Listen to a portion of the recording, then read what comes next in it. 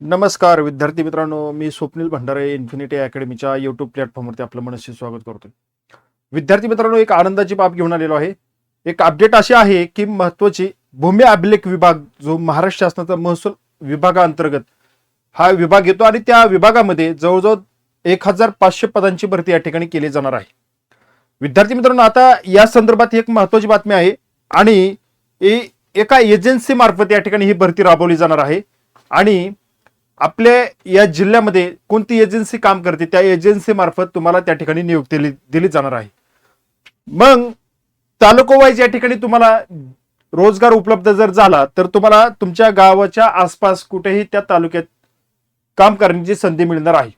चांगला पगार देखील या एजन्सी मार्फत तुम्हाला दिली जाईल. एजन्सी ही महाराष्ट्र शासनाचा अंतर्गत या ठिकाणी नेमली जाणार आहे आणि त्या अंतर्गत ही भरती होणार आहे. तर तब्बल 1,500 पदांची भरती आणि पुढे जाऊन हा प्रयोग जर पुढे जाऊन यशस्वी झाला तर त्यापेक्षा अधिक जागांची भरती या ठिकाणी केली जाणार आहे. याची सर्वांनी नोंद घ्या. आता याबद्दल महत्वाची अपडेट या ठिकाणी असणार आहे, डिटेलमध्ये सांगतो. तत्पूर्वी इन्फिनिटी अकॅडमीच्या या प्लॅटफॉर्मवरती कामगार आयुक्तालय भरती आलेली आहे आणि त्या संदर्भात 2 बॅच आहेत, एक कायद्याची आहे आणि एक फाउंडेशन बॅच आहे. त्याच्यामध्ये सर्व सिलेबस या ठिकाणी कव्हर केला जाणार आहे. सर्व फाउंडेशन बॅच जे आहे सर्व सिलेबस कव्हर केले जाणार आहे. त्यामध्ये कायदे आणि इतर जो काही सिलेबस आहे तो सर्व ते 999 रुपयाला आहे आणि फक्त कायद्याची बॅच फक्त 599 रुपयाला या ठिकाणी देण्यात येत आहे. विद्यार्थी मित्रांनो, तुम्हाला अभ्यासामध्ये योग्य चांगली गती आणण्यासाठी आणि यशापर्यंत पोहोचण्यासाठी ही मेंटरशिप बॅच तुम्हाला नक्की फायदेशीर ठरणार आहे. ह्या बॅच बद्दल जर तुम्हाला अधिक माहिती हवी असेल तर या दिलेल्या नंबरवरती तुम्ही कॉल करायचा आहे आणि त्याची संपूर्ण माहिती या ठिकाणी घ्यायची आहे. चला विद्यार्थी मित्रांनो, आता आपण आपल्या मूळ मुद्द्याकडे या ठिकाणी जात आहोत. भूमी अभिलेख विभागात 1,500 खासगी भूमाकांची भरती होणार आहे. तुम्हाला आता मी सांगितल्याप्रमाणे छोट्या जिल्ह्यामध्ये 50 ते मोठ्या जिल्ह्यामध्ये 100 अशा एकाहून अशी या ठिकाणी संख्या या ठिकाणी आता सध्या निश्चित करण्यात आलेली आहे. आता यामध्ये पुढे जाऊन विद्यार्थी मित्रांनो बघा काय होतंय की राज्यातील जे भूमापक म्हणजे जमीन मोजणीचा जो काही कार्यक्रम राबवला जातो किंवा शेतकऱ्याला जमीन मोजून हवी असते किंवा जागा काढून पाहिजे असते तर अशा ठिकाणी या भूमापकांची या ठिकाणी खूप गरज लागणार आहे आणि अशी हजारो प्रकरण अशी त्या ठिकाणी या कार्यालयामध्ये प्रलंबित आहेत. त्यासाठी मजूर संख्या मजूर बळच उपलब्ध नसल्यामुळे हा प्रश्न निकाली लागत नाही. मग आता शासनाने काय ठरवलंय, एक एजन्सी नेमायचं ठरवलंय. एजन्सी नेमणार आणि ती एजन्सी त्या जिल्ह्यामध्ये त्या ठिकाणी काम करणार. आता हा प्रयोग सुरुवातीला काय केलं, पुणे जिल्ह्यामध्ये राबवण्यात आला आणि प्रायोगिक तत्वावरती बघितलं की कशा पद्धतीने या ठिकाणी काम करते. मग तो पुणे या ठिकाणी राबवल्यानंतर त्यांना असा अंदाज आला की आता या ठिकाणी जर आपण एजन्सी मार्फत पदभरती केली तर आपल्याला याचा फायदा होऊ शकतो, कारण एजन्सी त्या भरती केलेल्या उमेदवाराचं सगळं काय असेल ते पाहत असते, फक्त काम शासनाचं या ठिकाणी करत असते.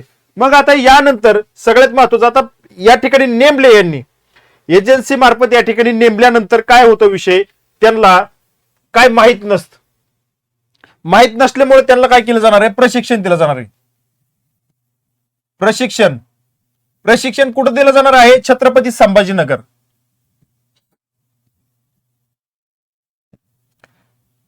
किती महिन्याचं प्रशिक्षण दिलं जाणार आहे, 3 महिने. 3 महिन्याचं प्रशिक्षण या ठिकाणी तुम्हाला दिलं जाणार आहे आणि 3 महिन्यानंतर तुम्हाला त्या ठिकाणी कामावरती रुजू व्हायचं आहे. त्यानंतर तुमचं जे काय कार्यक्रम आहे तो सगळा एजन्सी मार्फतच जाणार आहे, चालवला जाणार आहे. प्रशिक्षण मात्र तुम्हाला शासन देईल, पण तिथून पुढचा प्रोसेस तुमचा मंथली पगार वगैरे जो आहे तो एजन्सी मार्फतच केला जाणार आहे आणि तशा पद्धतीने या ठिकाणी ही भरती होणार आहे. 3 महिन्यानंतर तुम्हाला या ठिकाणी मोजणीचा अर्ज निकाली काढण्याचे उद्दिष्ट विभागाने ठेवलेत. म्हणजे सध्या तुमची 3 महिने तुम्हाला ज्यावेळेस तुमची नियुक्ती होईल 3 महिने पहिल्यांदा प्रशिक्षण दिलं जाईल. कुठे दिलं जाईल, छत्रपती संभाजीनगरला. आणि तिथून पुढे तुम्हाला या ठिकाणी जे काय मोजणीचे अर्ज आले ते निकाली काढण्यासाठी तुम्हाला त्या ठिकाणी 1 महिन्यासाठी दिलं जाईल, ट्रायल घेतली जाईल. आणि मग जमीन मोजणी प्रकरणाचा निपटारा जलद गतीने व्हावा यासाठी राज्यातील प्रत्येक जिल्ह्यात प्रशिक्षित परवानाधारक भूमापक आणि भूमापन एजन्सी नियुक्ती करण्याचा निर्णय यापूर्वीच राज्य शासनाने घेतला होता. कुठे घेतला होता, पुण्यामध्ये. तुम्हाला आता सांगितल्याप्रमाणे त्यावेळेस त्यांनी काय केलं, 50 भूमापक या ठिकाणी त्या एजन्सी मार्फत नेमलेले होते आणि ते पुणे व त्या जिल्ह्यातील मोजणी प्रलंबित अर्जाची संख्या विचारात येतं खाजगी भूमापकाची संख्या वाढवण्याचा निर्णय या ठिकाणी घेतला. म्हणजेच काय, पहिल्यांदा प्रायोगिक तत्वावर 50 घेऊन प्रयोग केला आणि तिथून पुढे मग या ठिकाणी ती संख्या अशी वाढत गेली. आता पुणे जिल्ह्यामध्ये भरपूर लोकसंख्या असल्यामुळं आणि या ठिकाणी कंटिन्यू सारखं चालूच राहते, तुकडे बंदी वगैरे म्हणजे खरेदी विक्री चालू राहते. खूप मोठी संख्या आहे, पुणे मोठे एवढं शहर आहे, तुम्हाला या गोष्टी सांगायची आवश्यकता नाही. मग त्यामुळं कमी पलटीमुळे पुन्हा एकदा 40 भूमापकांची नियुक्ती करण्याची प्रोसेस या ठिकाणी चालू आहे आणि ही संख्या आता 200हून अधिक या ठिकाणी या पुणे जिल्ह्यातच होणार आहे. आता मग ह्यावरती पुढे पाऊल टाकत राज्यभर 1,500 भूमापकांची नेमणूक करण्यात येणार आहे. मग 1,500 भूमापक या ठिकाणी नेमले जातील आणि 1,500 या उमेदवारांना या ठिकाणी या एजन्सी मार्फत भूमापक पदी तुमची वर्णी लावण्याची संधी या ठिकाणी तुम्हाला मिळालेली आहे. आता यामध्ये छोटा जिल्हा जर असेल तर 50 भूमापक या ठिकाणी नेमले जाणार आहेत आणि मोठा जर जिल्हा असेल तर 100. अशा प्रकारे तुमची या ठिकाणी नेमणूक होईल. आता हे 50 आणि 100 पूर्ण जिल्ह्यामध्ये खूप कमी पडणार आहेत. जवळजवळ हा 1,500चा जो आकडा आहे तो इथून पुढे जाऊन एका तालुक्याला 1-2 जरी पकडले तरी भरपूर या ठिकाणी आपल्याला भूमी अभिलेखमध्ये भूमापकाची ही पदे भरली जाणार ही या ठिकाणी दिसते. आता कमी हे 1,500 पकडून पुन्हा एकदा तालुक्याला 1-2 जर धरली तर भरपूर होतील बघा, काही काळजी करू नका. मग अशा प्रकारे 1,000 भूमापकाची नेमणूक केली जाणार आहे. एकवट बांधण होणार आहे. म्हणजे एकवट म्हणजे तुम्हाला फक्त जे काय ठरवून दिलं जाईल त्याच बांधणावरती तुमची नेमणूक केली जाणार आहे.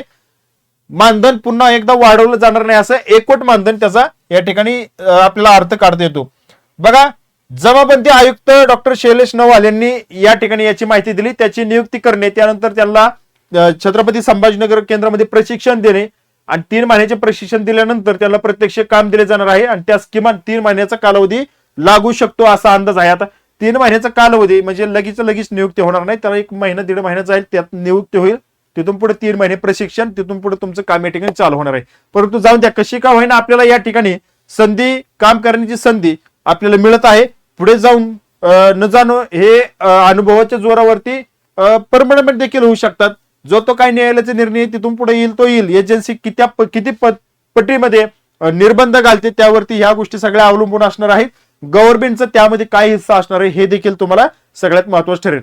आता सगळ्यात महत्वाचं बघा, हे काम कुठं करणार बरं? एजन्सीचे हे कर्मचारी असणार आहेत, महाराष्ट्र शासनाचे नाहीत. हे काम कुठं करणार? जे भूमी अभिलेखामध्ये कार्यालयामध्ये जे मेन कर्मचारी असतात त्यांचे गव्हर्नमेंटचे महाराष्ट्र शासनाचे, त्यांच्या अंतर्गत त्यांच्या अंडर तुम्हाला या ठिकाणी काम करावं लागणार आहे. हे पण तितकंच लक्षात असू द्या.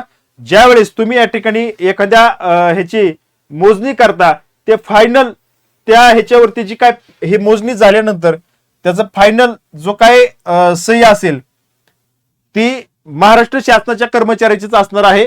तुम्हाला फक्त या ठिकाणी भूमी अभिलेख ही भूमापक मोजणी करण्याचं काम या ठिकाणी तुम्हाला करायचं आहे आणि तुम्ही मोजलेल्या ह्याच्यावरती सही करून फायनल सही ही तिथल्या अधिकाऱ्याची असेल तेव्हा ते फायनल असणार आहे.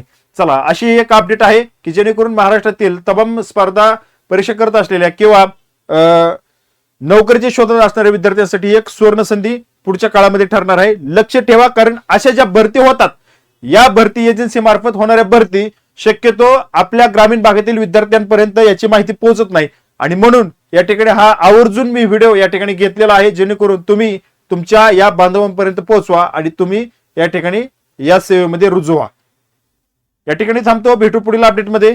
धन्यवाद.